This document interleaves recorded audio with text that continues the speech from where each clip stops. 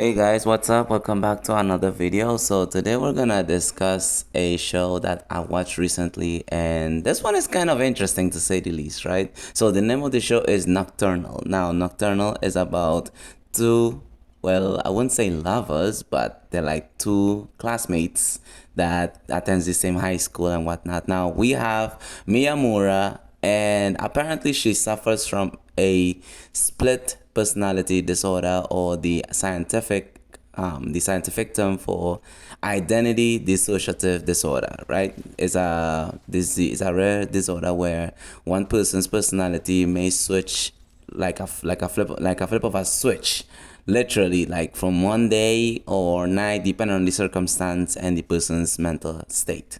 So Miyamura is like the class rep of the school, and she's like the prim, never heard a fly, soft to the touch, feminine, and very shy type of chick. And then we have Eto. Eto is not Samuel Eto, as in Eto, the chubby guy. He used to be a former soccer slash football player. Now, here's where it gets a little bit interesting. So, there was a night where he was walking by himself. He was seeing like couples and stuff, and he thought to himself, well, maybe I am just meant to be single for the rest of my life. I might be able to find a partner to spend the rest of my life with.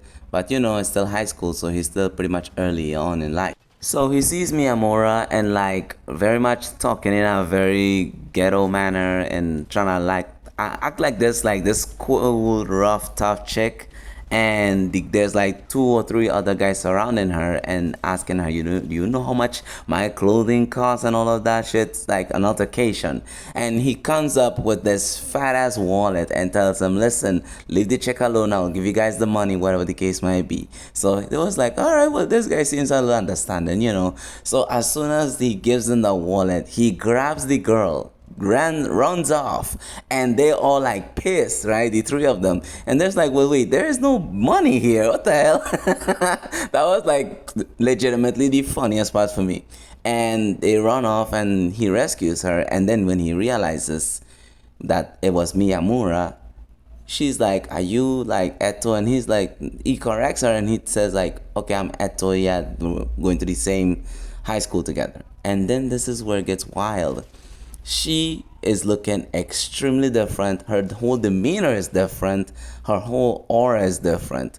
And then she's like thanks him for saving her and whatnot. Because she try to act like this cool punk type of behavior, and she basically does the deed with him. And he pays for a hotel room, and they are going on the town. And then he gets a phone call from the receptionist from the hotel, and he's like, listen, your time is up. You can either pay or you can get the fuck out. So she's like, well, listen, we could go somewhere else. And he tells her, well, all right, well, let's go to my place, and then we're going to do what we're going to finish what we started. So they finish what they started, and then his little sister comes up to the room, and he's shaking because he's literally being milked under the table where he studies, and he has his computer and stuff. And that was actually one of the funniest parts to me, because bro was trying so hard to maintain focus that even the little sister was creeped out by him. And then the next morning, because they did it the whole night, so the next day he comes to school, and there's like two other girls, and her and Miyamura. Oh, and I forgot to introduce you guys to the new personality disorder that she's suffering from. Her name is Yako, which is her alter ego, let's just say. But anyways, that is it for the context. Without further ado, let's get right into this. 死を思えというのはだな。今は生きているが、いつかは終わりが来る。先生もいつクビになるかわからんということだな。宮村小夜子。僕が密かに思いを寄せる女の子。優等生で人当たりもよく、みんなから人気があって。江藤くん、何読んでるの？あ、悪い。授業中だよな。なんでもないから。勘違いするな。彼女が俺に話しかけるのは誰に対しても優しいからだ。そうでなきゃ俺なんてきっと相手にもされない。何をやっても中途半端にやめてずるずる腐って周りとも距離を置くようになった。この先もずっとこうなんだろうな。死ぬまで女の子と手をつなぐこともないんだろう。早く免許でも取ってどっか遠くへ。知るかよ、そっちが突っかかってきたんだろ。脱制服着やがって。虫だ虫。首突っ込んでも痛い目を見るのがオチだ。あの子にはかわいそうだけど無関心が一番なんだ。そうやって何もできずに一生を終えるんだ。これで勘弁してやってください。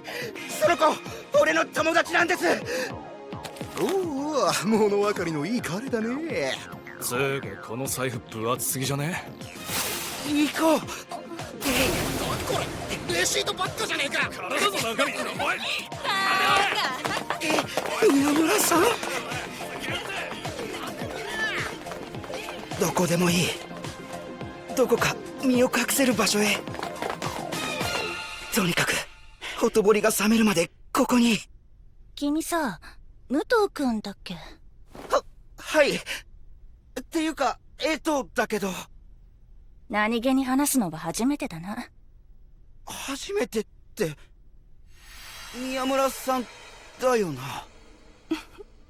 それはどうだろうね。なんかいつもと雰囲気が。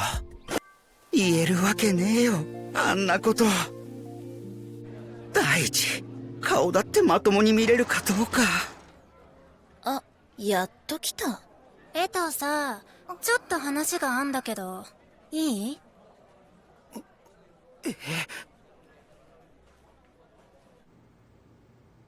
エトさ、北小のサッカー部だったって本当？一応。ほら、やっぱりそうじゃん。高橋くんのサインもらってきて。一緒のお願い。さよっちがついていくから。ちょっと、そんな勝手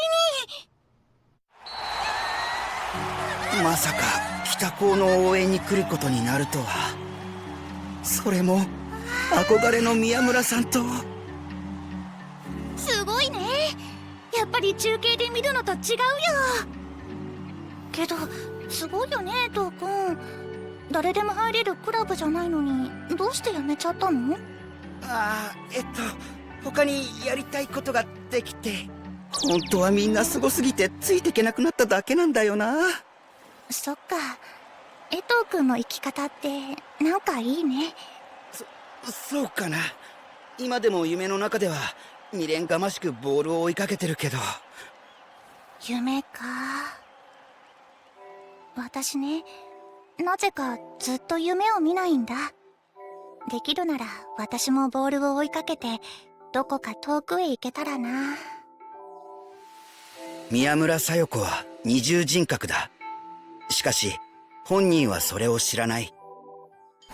俺がもう一つの人格と関係を持っているということも。なんだか江藤君とまともに喋った気がする。そうだっけ？だって私いつも避けられてるのかなって。ない、それは絶対ないって。そうなら普段もさ、こんな風に話せたらいいのにね。ごめん、私今日変だよね。いつも勉強ばっかりだから浮かれてるのかな。武藤、ちょっとは自信ついた？やっぱりヤコなりに気遣ってくれてたのか。いいよ、自信なんかつかなくてヤコがずっといてくれるならそれでいい。バカ、そういうのは小夜子にとっとけ。でも結局のところ俺が変わらなくてもいろんなことが変わっていく。望む望まないにかかわらず。ヤコ今日も来ないのか。はあ、追試か。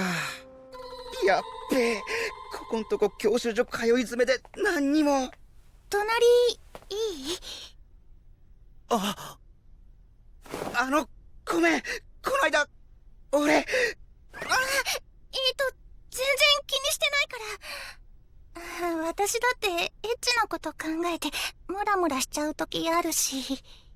あれ、なんだこの違和感。そういや珍しいね。宮村さんが追試なんて。わざとなんだ。赤点取ったの。え？ちょっとね、ママに反抗してみたくなって。この間江藤くんと話してからね、私このままじゃいけないと思ったんだ。